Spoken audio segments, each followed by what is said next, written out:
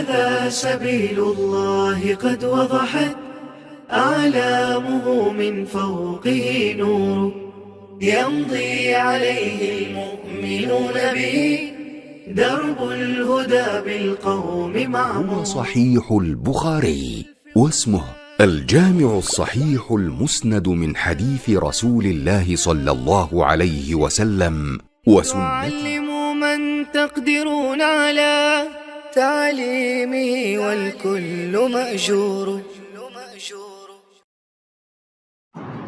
بسم اللہ الرحمن الرحیم. باب الرحلۃ فی المسألۃ النازلۃ وتعلیم اہلہ. باب ہے پیش آنے والے مسئلے کے لیے سفر کرنا اور گھر والوں کو تعلیم دینا.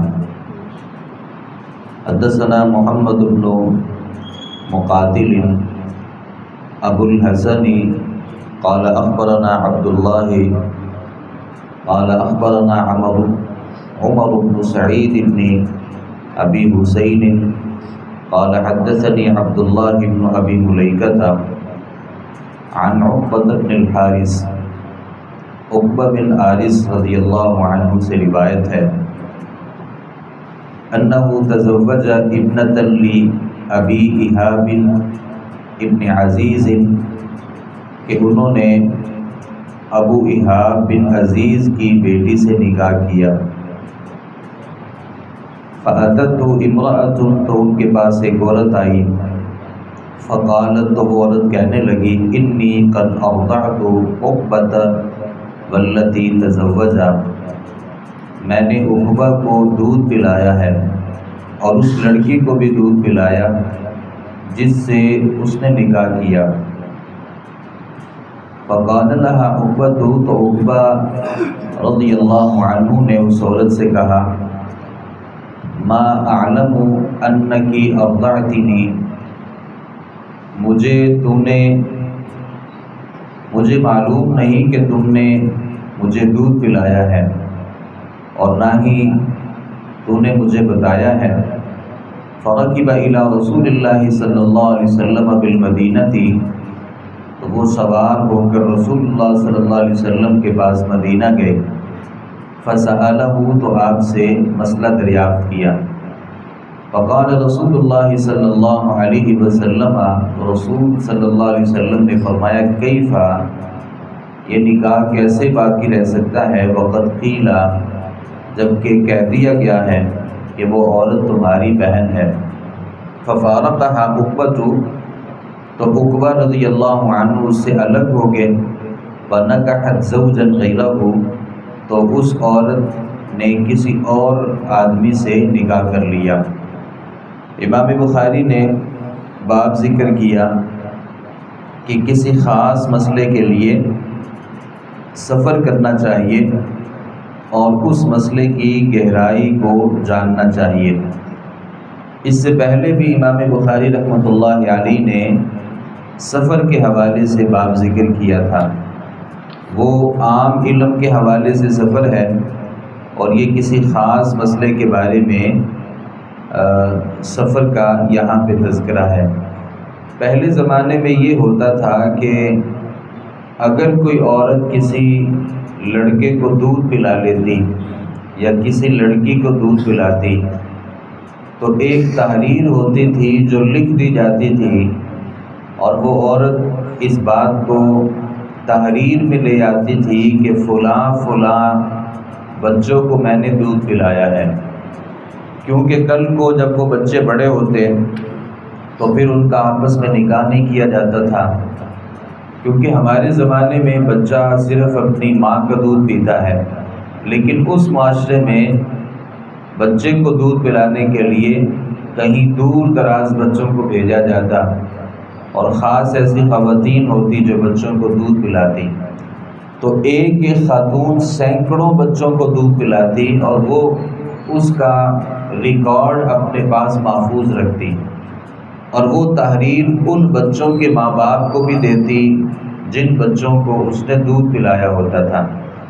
عقبہ رضی اللہ عنہ نے جس عورت سے نکاح کیا تھا وہ ان کے علم میں نہیں تھا، اور علم میں نہیں تھا کہ میری جو گھر والی ہے اس کو اور مجھے ایک ہی عورت نے دودھ پلایا ہے۔ اب رشتے کے اعتبار سے یہ دونوں آپس میں رضائی بہن بھائی تھے، یعنی رضاعت کا ان کا آپس میں تعلق تھا۔ رضاعت کا جہاں تعلق ہو وہاں رشتہ نہیں ہو سکتا، وہ آپس میں بہن بھائی ہوتے ہیں۔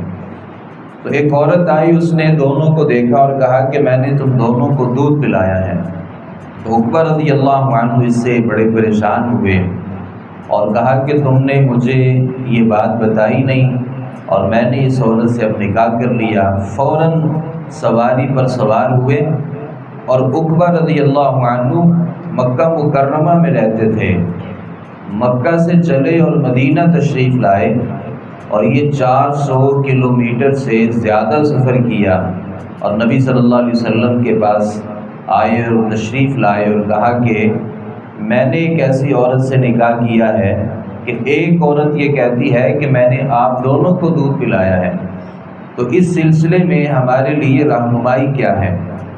تو آپ صلی اللہ علیہ وسلم نے فرمایا کیف وقد قیل، آپ دونوں کا نکاح کیسے معتبر رہ سکتا ہے جبکہ بات کہہ دی گئی ہے کہ تم دونوں آپس میں بھائی ہو، آپس میں بہن بھائی ہو۔ ویسے اسلام میں عورت اگر اکیلی گواہی دینے والی ہو تو اس کی گواہی معتبر نہیں ہوتی، یعنی ایک عورت اگر کسی مسئلے میں گواہی دیتی ہے تو اس کی گواہی معتبر نہیں ہے، بلکہ ایک آدمی کے مقابلے میں 2 عورتوں کی گواہی ایک آدمی کی گواہی کے برابر ہوتی ہے۔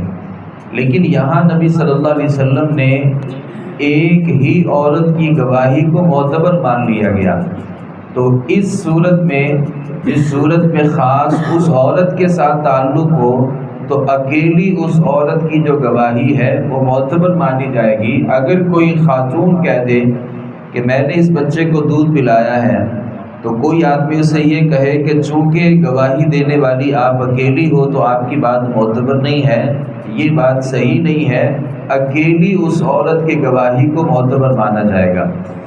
بعض علماء یہ کہتے ہیں کہ ایسی صورت میں اس عورت سے قسم بھی لی جائے گی اور اسے کہا جائے گا کہ اللہ کی قسم اٹھا کے یہ بات کہو کہ واقعتاً تم نے اس بچے کو دودھ پلایا ہے۔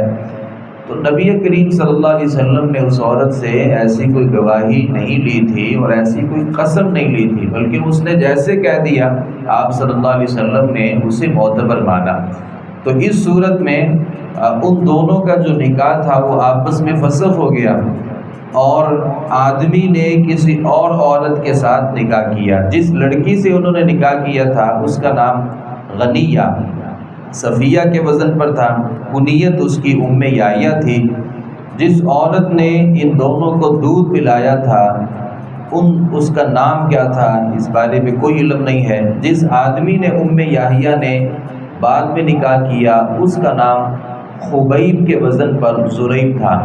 تو اس سے ایک بات یہ بھی سمجھ میں آئی کہ بعض لوگ یہ کہتے ہیں کہ جو خبر واحد ہوتی ہے نا، آج بھی ایک بہت بڑا فتنہ ہے کہ اگر کوئی ایک صحابی حدیث کو بیان کرے تو ہم اس روایت کو نہیں مانتے، جیسا کہ ہمارے احناف کے ہاں یہ اصول ہے کہ حدیث کو بیان کرنے والا اگر ایک صحابی ہو تو وہ اسے خبر واحد کہتے ہیں، اور ان کے نزدیک اس کی کوئی حیثیت نہیں ہے جب تک کہ نبی صلی اللہ علیہ وسلم سے 2 صحابہ کسی مسئلے کو بیان نہ کریں وہ اس روایت کو صحیح تسلیم نہیں کرتے، جبکہ ہم یہ کہتے ہیں کہ تمام کے تمام صحابہ کرام عادل ہیں، کوئی ایک صحابی بھی نبی صلی اللہ علیہ وسلم سے مسئلہ بیان کرے تو ہم اس کو حجت تسلیم کرتے ہیں۔